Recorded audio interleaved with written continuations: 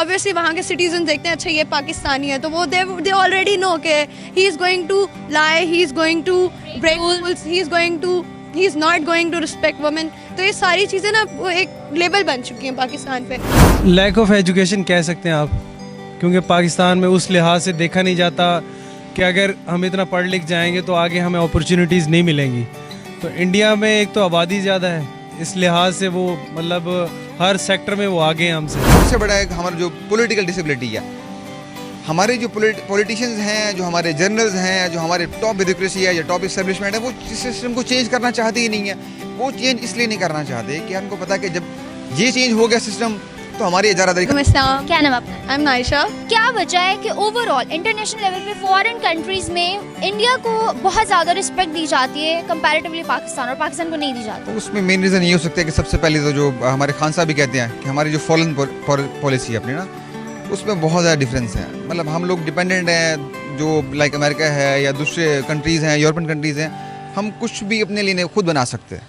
हमारे पास कुछ भी अपना बनाया हुआ नहीं है। हम लोग मतलब दूसरों पे डिपेंडेंट हैं, अमेरिका को देख रहे होते हैं, दूसरे कंट्रीज़ को देख रहे होते हैं कि हमें वहाँ से कुछ मिल जाए। आई गेस इसका ये रीज़न है कि पाकिस्तान में एक तो टेररिज्म बहुत ज़्यादा है, जिसकी वजह से जो बाहर वाले मुल्क हैं या जो दूसरी कंट्रीज़ हैं वो पाकिस्तान को इतनी इंपॉर्टेंस ही देती है और इसको as a terrorist state consider करती है। और दूसरा कि यहाँ के जो लोग हैं वहाँ जाके बैठ जाते हैं, मतलब कि इलीगल जाते हैं, वहाँ जाके बैठ जाते हैं, उनकी स्टेट्स में फिर पकड़े जाते हैं और वहाँ पर फिर ऑब्वियसली उस मुल्क का नाम ख़राब होता है। That's the biggest reason I guess. इसकी बहुत सारी वजह ये है कि जब से 9/11 अटैक हुआ है तो पाकिस्तान में वार ऑन टेरर चल रहा था, तालिबान आ गए थे, तो लोग बेसिकली इस चीज़ को ज़रा हेट लेते हैं कि ये मुसलमान जो हैं ये ज़्यादा टेरर अटैक करते हैं, बॉम्ब अटैक करते हैं, तो नुकसान होता है लोगों को।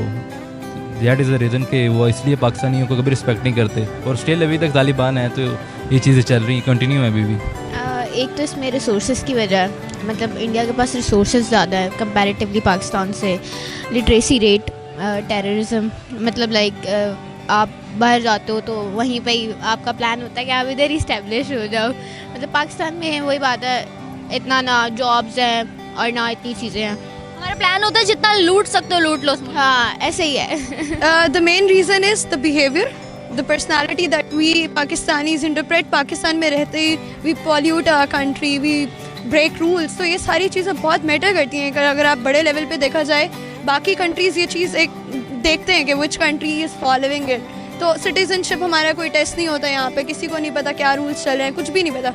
सो when people from Pakistan move to different countries, they follow up that, जो उनकी आदतें होती हैं बिगड़ी हुई। ऐसे तो इसकी मल्टीपल रीजंस हैं, लेकिन मेन रीज़न यही है कि जो पाकिस्तानी कम्युनिटी की जो वैल्यू है वो डिवैल्यू हो गई पूरी दुनिया में।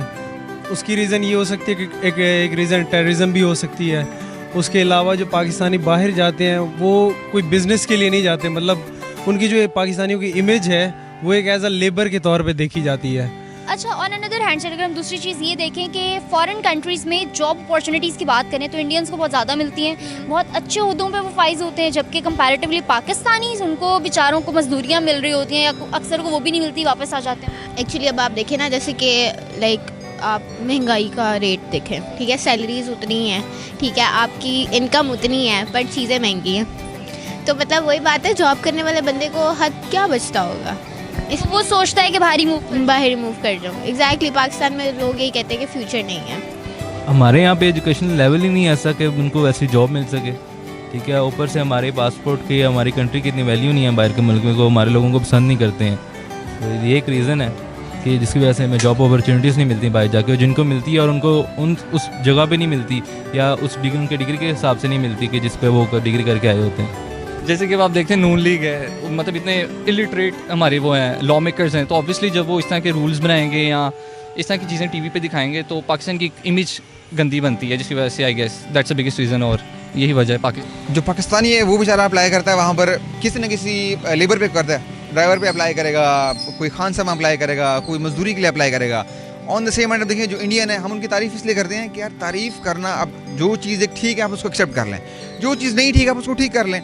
अब इंडिया को अगर आप क्यों कहते हैं, वो लोग अप्लाई करते हैं जी, सपोज वो लोग सीएस के लिए अप्लाई करते हैं, उनके डॉक्टर्स अप्लाई कर रहे होते हैं, उनके जो डिफरेंट कम्युनिटी के जो पढ़े लिखे आईटी के लोग हैं वो अप्लाई कर रहे होते हैं। तो डिफरेंस है, हम लोग उस पर अप्लाई नहीं करते क्योंकि हम लोगों को वो लेते भी नहीं है, ना हम लोगों का वो कैलिबर होता है। तो जो हम लोग अप्लाई करते हैं अपने बिल्कुल लोअर लेवल पे मजदूरी के लिए, लेबर के लिए अप्लाई करते हैं और वो हमें वही लेते हैं। लैक ऑफ एजुकेशन कह सकते हैं आप, क्योंकि पाकिस्तान में उस लिहाज से देखा नहीं जाता कि अगर हम इतना पढ़ लिख जाएंगे तो आगे हमें अपॉर्चुनिटीज़ नहीं मिलेंगी। तो इंडिया में एक तो आबादी ज़्यादा है, इस लिहाज से वो मतलब हर सेक्टर में वो आगे हैं हमसे। आईटी सेक्टर देख लें, सबसे पहले गूगल का देख लें, सीईओ इंडियन है। उसके अलावा आईटी उनकी जो इंपोर्ट एक्सपोर्ट है आईटी में वो बहुत ज़्यादा आगे हैं। तो एजुकेशन मेन रीज़न है पाकिस्तान का। इसका इन्फ्लुएंस हमारी गवर्नमेंट पे भी है, क्योंकि यहाँ पे अपॉर्चुनिटीज़ आपको बेसिक लेवल पे ही नहीं मिलती कि आप बाहर जाके, यहाँ पे लोगों को पता ही नहीं है। कोई कह लेगा हाँ आइल्स देना है, ये करना है, वो करना है, they don't know the procedures. हमारे पास काउंसलर्स नहीं है, वी डोंट हैव काउंसलर्स। हमें कोई बताने वाला नहीं है कि इस डिग्री के बाद ये परस्यू करना है, this is the right track. तो यहाँ बच्चे कभी ये डिग्री कर ली, फिर स्विच कर ली, ये कर ली, तो we don't have the opportunities. India में देयर आर टोल्ड के, और वहाँ पे अपॉर्चुनिटीज़ ऑब्वियसली ज़्यादा हैं, there connection is good with different countries. Indians को इतनी ज़्यादा रिस्पेक्ट मिलने की क्या वजह वहाँ? To me, it's literacy rate. That is the main thing. They are getting knowledge, they are getting education from good departments, they are counseled, they have proper platforms, कहाँ apply करना है, कहाँ जाना है आगे, तो that is why they are going and sitting on bigger seats than us. हमारे उधर ड्राइवर की जॉब है, वहाँ पे कैब चलानी है, मैकडोनल्ड्स पे काम करना है, all this, तो we are low। और हमारी ज़्यादा mediocre कैटेगरी है, वही जा रही होती है, they are not counseled, they are not educated। तो यही सारा। और ये जो हमारी अपर क्लास फैमिलीज़ हैं वो जाती हैं विजिट के लिए, और जो लोअर क्लास हैं वो जाती हैं पैसा कमाने। और जो बहुत ज़्यादा जो अमीर लोगों के बच्चे हैं वो भी they easily find the way, बड़ी बड़ी यूनिवर्सिटीज़ में बाहर पढ़ लेते हैं, नो बिग डील, क्योंकि सिर्फ पैसा लगाना है, उसमें जीपीए भी मैटर नहीं करती, उस टाइम पे हर चीज़ मिनिमाइज हो जाती है। ये रीज़न हो सकती है कि एक तो उनकी आबादी ज़्यादा है, मैन पावर ज़्यादा है, उनकी करेंसी उनकी ज़्यादा है हमसे, मतलब उनकी जो करेंसी की वैल्यू है वो ज़्यादा है, उनकी जो एक्सपोर्ट है वो हमसे बहुत ज़्यादा है। बेहतरी असल में ये है कि हमारा सिस्टम उसको बेहतर करना नहीं चाहता ना। अब दूसरे कंट्रीज़ लोगों ने तरक्की इसलिए की है कि आप देखें ना, सबसे बड़ा एक हमारा जो पॉलिटिकल डिसेबिलिटी है, हमारे जो पॉलिटिशियंस हैं, जो हमारे जर्नल्स हैं, जो हमारे टॉप ब्यूरोक्रेसी है या टॉप इस्टेब्लिशमेंट है, वो सिस्टम को चेंज करना चाहते ही नहीं है। वो चेंज इसलिए नहीं करना चाहते कि उनको पता कि जब ये चेंज हो गया सिस्टम तो हमारी इजारादारी ख़त्म हो जाएगी, जब हमारी इजारादारी ख़त्म हो जाएगी तो उनको पूछेगा कोई नहीं, तो इसलिए उस सिस्टम को चेंज करना चाहते। अब दूसरे कंट्रीज़ में आप जाएँ, लाइक आप जर्मनी चले जाएँ या दूसरे कंट्रीज़ में चले जाएँ, उन लोगों ने अपनी इस स्टेबिलिटी को लाने के लिए पॉलिटिक्स में उन्होंने शर्त रखी हुई है कि कोई इस जो आईटी सेक्टर का बंदा आईटी में पीएचडी होगा तो वो इलेक्शन लड़ सकता है या इलेक्शन में पार्टिसिपेट कर सकता है। हमारा क्या है, हमारा सिर्फ 14 ईयर्स की ग्रेजुएशन बीए पास बंदा जिसने कोई 10 कत्ल किए होते हैं, 10-12 पर्चे होते हैं, उस पर 10-12 साल जेल काटी होती है, वो हमारा लीडर होता है। इंडियंस को रिस्पेक्ट इन पॉसिबिलिटी इसलिए मिलती है कि मैं कहूँगा कि उनका जो एजुकेशन सिस्टम है ना हमसे बहुत बेहतर है। आप बाहर की किसी भी यूनिवर्सिटी में देखते हैं या किसी भी कॉलेज में देखते हैं तो वहाँ पर जो सबसे ज़्यादा एक्सेप्टेंस होती है वो इंडियंस की होती है। वो इसी वजह से होती है कि उनका पीछे से जो एक एजुकेशन सिस्टम है वो बहुत अच्छा है, बेस बहुत अच्छी बनती है, जो कि पाकिस्तान में ऐसा नहीं है। उन्होंने डेवलपमेंट इतनी ज़्यादा की है अपने एजुकेशनल लेवल में, इंडस्ट्रियल लेवल पे, और देख लें अब उनको वो हर जगह अपने इकोनॉमिक लेवल पे भी आहिस्ता आहिस्ता ऊपर आ रहे हैं। गूगल के देखना यहाँ पे पाकिस्तान में कोई नहीं है, उधर फिर भी एक उनके एक कह लें कि ब्रांच है, काफ़ी माइक्रोसॉफ्ट की भी है, पर हमारे यहाँ पे नहीं है, तो एक बड़ा नुकसान है पाकिस्तान के लिए। इससे इंडिया वालों का कि वो हमेशा काम करते हैं, मेहनत करते हैं और ऊपर आते हैं, ये बड़ी बड़ी वजह है।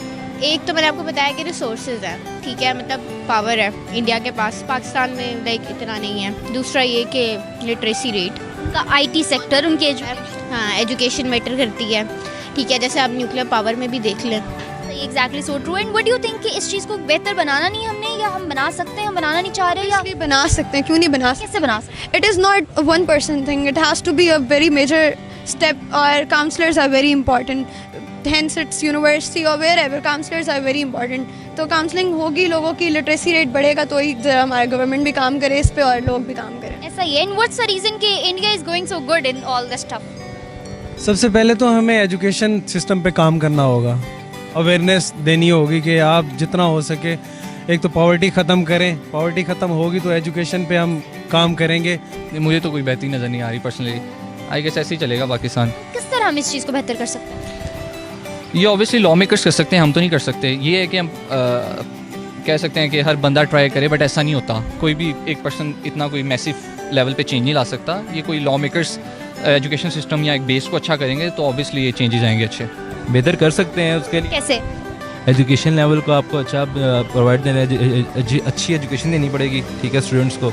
और एक एटमॉस्फेयर क्रिएट करना पड़ेगा कि हम बाहर के मुल्क में एक अपनी मुल्क की जो इमेज है वो अच्छी पोर्ट्रे कर सकें, ठीक है। अपने स्टूडेंट्स को फैसिलिटीज़ दें ताकि वो उधर जाके भी और इधर भी काम करें, ताकि उनको